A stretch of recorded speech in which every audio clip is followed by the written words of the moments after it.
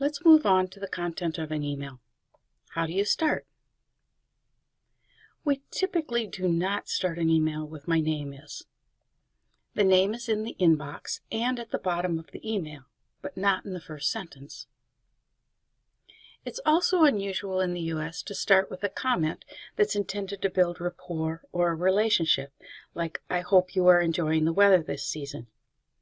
The purpose of most emails is the message, not relationship building. Thus, we typically don't start with a social comment. I know in many countries, writers must start an email or letter with at least one relationship or social greeting at the beginning.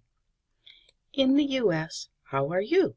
or comments on the weather or the season are unusual.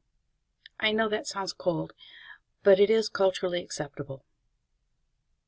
If you really want to begin with a polite or relationship phrase, here are some possible phrases.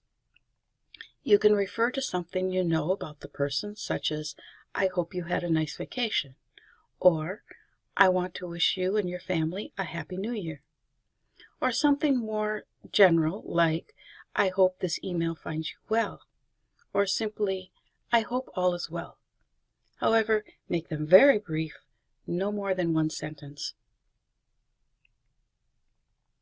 The best way to start an email is with a very short half sentence or one sentence stating a brief context. "I'm a student in Econ 5101," and then give the main request or purpose of the email. "I'd like to set up an appointment with you to discuss a question about today's lecture." This purpose statement should be in the first sentence or two. Of course, some people will start with "My name is," as in this recent email I received, but notice that Michael immediately gives the context.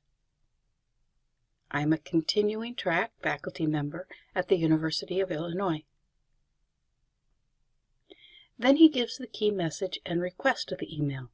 "I'm conducting a research study to learn more about the working experiences and conditions of other non-tenure track faculty across the country, and I would appreciate your help."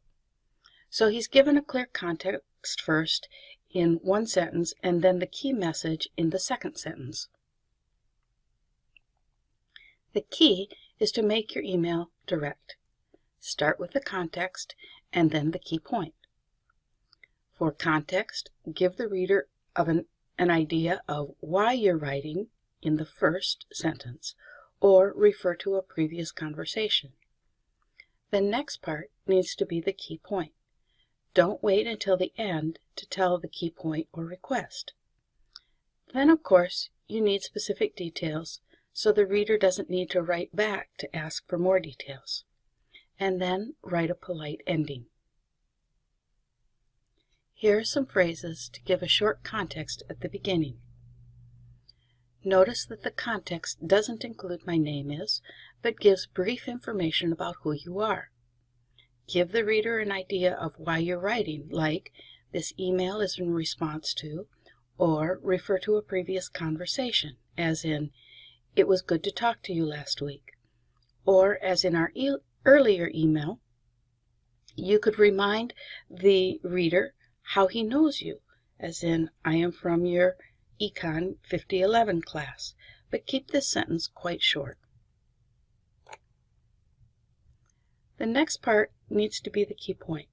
For some of you, stating the request or key point at the beginning sounds too direct, but this may be the most important lesson you learned today. The key message must be at the beginning. Don't make your reader wait until the middle or the end of the email to figure out why he or she is reading this message. The middle of the email also needs to be direct with specific and clear details. In our example email here, it would be great to tell Professor Holt what the appointment will be about. You don't have to write all your questions, but think about the reader's point of view. What do you want the professor to know before you visit her office? For example, "I also have several questions about what we discussed in class yesterday. I'm particularly confused about," and then give a little more detail. That way, the professor can prepare answers before your visit, or Maybe the professor would want to send you a website to read before you meet.